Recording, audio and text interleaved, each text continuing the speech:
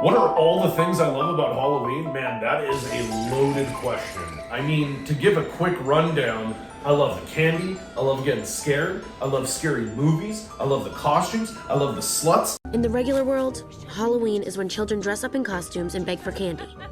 In girl world, Halloween is the one night a year when a girl can dress like a total slut and no other girls can say anything about it. Oh, hello nerds, and welcome back to the Nerdgasm. As always, I'm your spooktacular host, Charles Fernandez. I think I use that same joke every year. And I'll never fucking stop. Ever.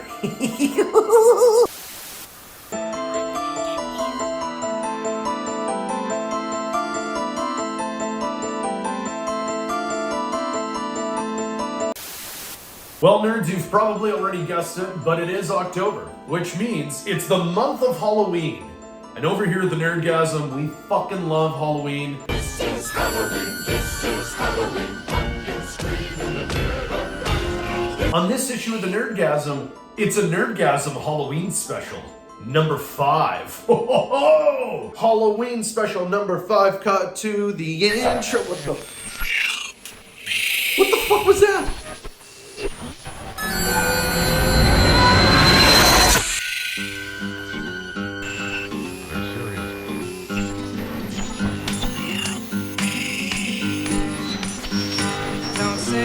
Want to live long, they have no use. Hey, where'd this come from? I found it. All right, you know what? Let's just get right into it. Let's start with an absolute horror masterpiece. The original Exorcist. I love how revolutionary it was for its time in terms of filmmaking and practical effects. The whole build-up to the actual exorcism. And then the exorcism is crazy. It's fucking wild. It doesn't hold back. And something that I really love about this movie is it ends on a note where you still don't really feel like, oh yeah, like the bad guy's dead, or like the hero won. It very much ends on a note of like, are you fucking serious? Even 50 years later, it's so awesome to see how they made this movie and how they pulled off a lot of the practical effects. Watching this movie now, it is fucking wild. Like, when she is first getting possessed, it is pretty fucked up. But yeah, I can see why in the 70s this ruined people's lives. People needed therapy after watching this movie, and I could see why. And obviously we're bringing up this original masterpiece because that leads into 50 years later, another Exorcist with Exorcist Believer. Christ compels you! It was an excellent day for an exorcism. So I'm really excited about this. I just love that David Gordon Green is really taking it upon himself to take on another horror classic and build a franchise around it again. So basically what he did with the Halloween movies, he's doing with The Exorcist. It's the same creative team. It's him and Danny McBride. And yeah, it's basically the same approach. So they're pretending that none of the other Exorcist movies happened. It's just a direct sequel 50 years later from the original Exorcist. So obviously they brought back the mom. They brought back one of the leads from the original, just like what they did with Jamie Lee Curtis and Halloween. And yeah, I haven't actually seen this movie yet. I know, crazy, why am I talking about it? I have not seen it yet. But I really love this approach of making a direct sequel like 50 years later or 30 years later from the original classic. I think that's so cool. Regardless, you should start with the original Exorcist and then go into The Exorcist Believer.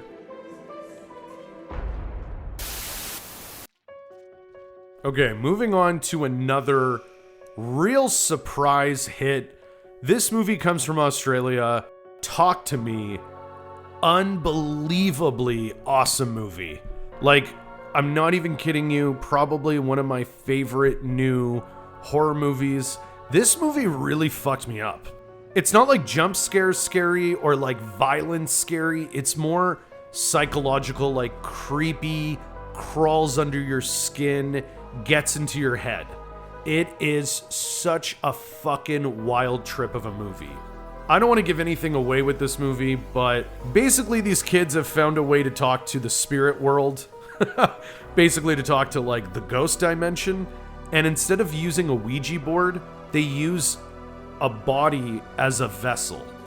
So they literally hold hands with this fucking artifact hand. They say, "Talk to me," and it channels in a ghost from hell, and basically that ghost can interact with them for so many minutes.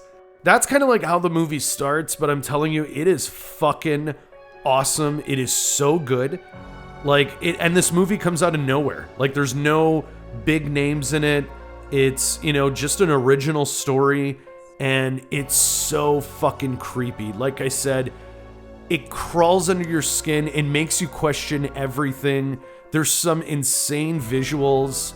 There are some spooky moments, and it's in the visuals, or it's in, seeing something happen. But yeah, this movie, it gave me nightmares. It definitely, it kept me up. I'm not gonna lie. When it ended, I turned on all the lights, and I was like, okay, so we're gonna watch 15 comedies so I can try and get all the demons out of my brain. And it didn't help, but it's so good. They did announce that they're making a sequel. The movie definitely ends in a way where they can continue making sequels, and it doesn't need to follow the same cast. It doesn't need to follow any of the same characters. I absolutely loved it, and you should definitely check it out. Talk to me.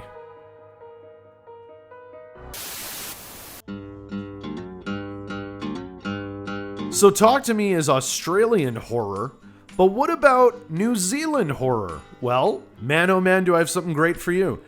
Switching things up a little bit, we all know that I love a good horror comedy. I really, really love it when it's done well. I'm a huge fan of Scary Movie 1 and 2. Taika Waititi, this is actually how I discovered Taika. What We Do in the Shadows. It actually originated as a movie back in 2014. And it was marketed as an independent movie. And basically what it is, it's a mockumentary on vampires. The whole concept of the movie is a documentary crew got permission to follow a group of vampires that has been living in New Zealand for centuries. So it's set in modern day and just basically document what their life is like being a vampire.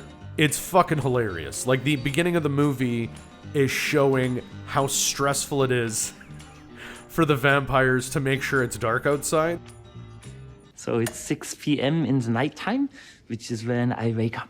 This is always a really scary part for me.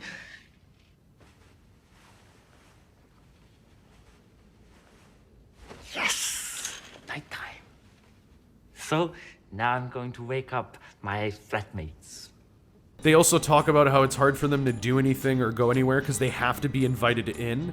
So they always want to go to nightclubs, but unless they're invited in, they can't go. It's exactly what you would expect from Taika. It's fucking hilarious. They have a long rivalry and beef with werewolves, and the werewolves are fucking hilarious. On camera, Yeah, mate. don't. Sorry, they. We're werewolves. Not swear. What are we? Werewolves, not swear. Right. No, it's It's a very offensive word to call people. well, unless you're talking about a bundle of sticks. Chase this bundle of sticks. Werewolves? Don't get it. It's not real. Nathan, it's not real. He's just going to take off his gloves. All right. Shit, man. The fuck you do that for? Hey! Don't swear. We're going to lose it. We're going to lose it. Whoa. Hey, calm down. Calm down. Shit, I still got my glasses. Dion. Hey.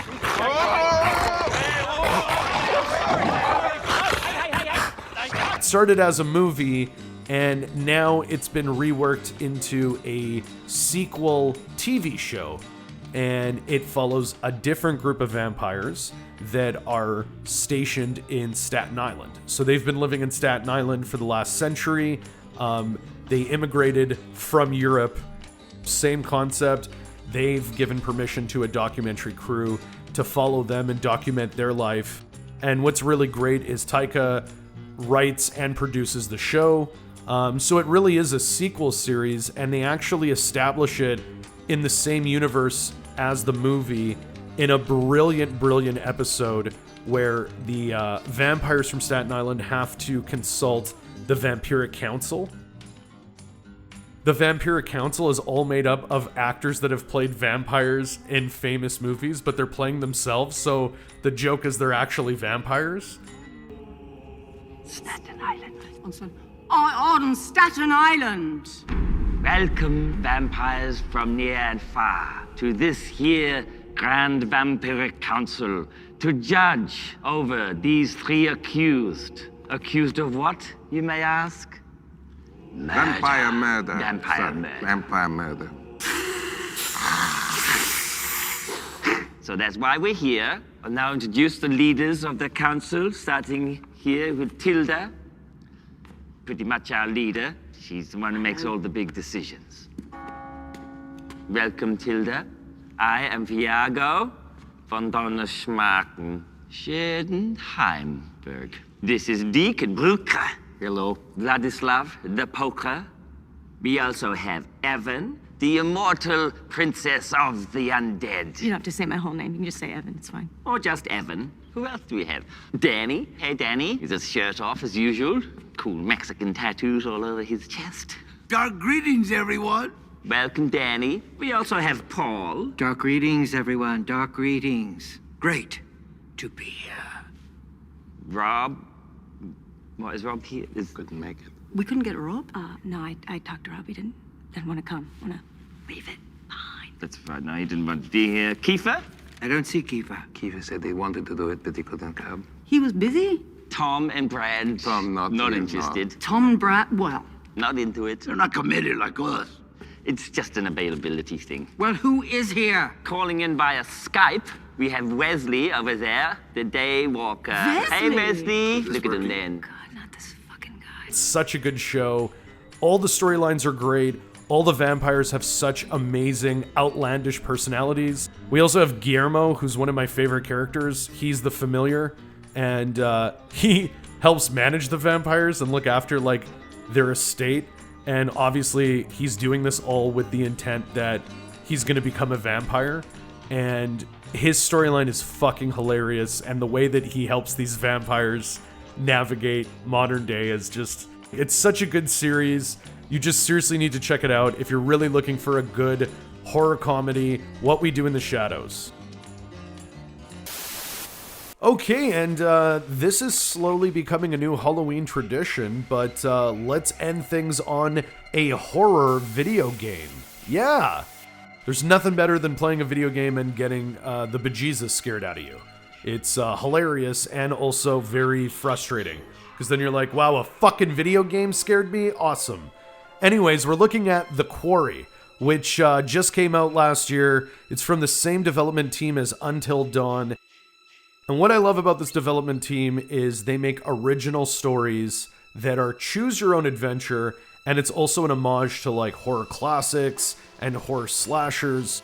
They really made this like an homage to Friday the 13th, but then they threw in another awesome like original horror aspect with like the Wolfman. Yeah, so it's basically like Camp Crystal Lake, but instead of Jason, it's a fucking werewolf, and it's awesome. It's really well made. The cast is stacked. And they've pushed themselves even further with this style of storytelling. It's very detailed. There's a lot more options and directions that you can make these characters go. It really is a choose your adventure. Like, you can honestly play a version of this game where you can make every character die right away, and it's honestly like a 2-hour game. Or you can really try and strategize and keep all these characters alive to the very end and get a much longer story. The storyline is awesome, and I really, really love all the shout-outs to Friday the 13th and like werewolf movies. It's really, really good. Claudia and I are playing it together. It's so much fun. We're like having this interactive horror experience together, and it's nice to share a video game with someone who's not particularly into video games. So, and I want to know, do you keep your characters alive? Do you kill them off? How do you play these kind of games? Yeah, The Quarry is so much fun. Pick it up. It is totally worth it.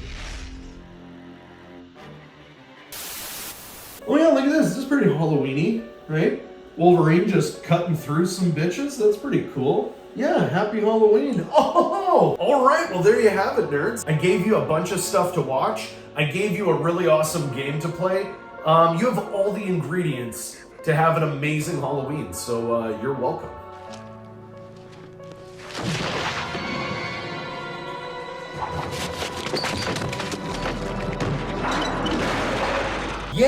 fucking Halloween. Ew, ew.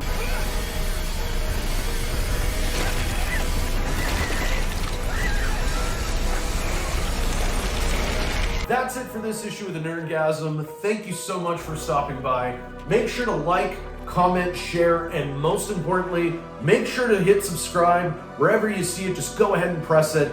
And then I don't have to murder you in your sleep tonight, because guess what? I know where all of you live. If you do not hit subscribe, guess who's creeping in? And I'll do it. Coming up next on the Nerdgasm, I'm gonna have a review on Marvel's Spider-Man 2 for the PlayStation 5. Cannot wait to get my hands on that game. My PS5 is rocking Spider-Man. I got the Spider-Man controller. I am so excited for that fucking game, and I cannot wait. So you want to make sure to hit subscribe so that you can see my review and all new gameplay right away, right here on the Nerdgasm. Thanks so much for stopping by, and we'll see you next time on the Nerdgasm. Pew! Yeah! All right, great episode. Let's go murder some people. Halloween. Pew!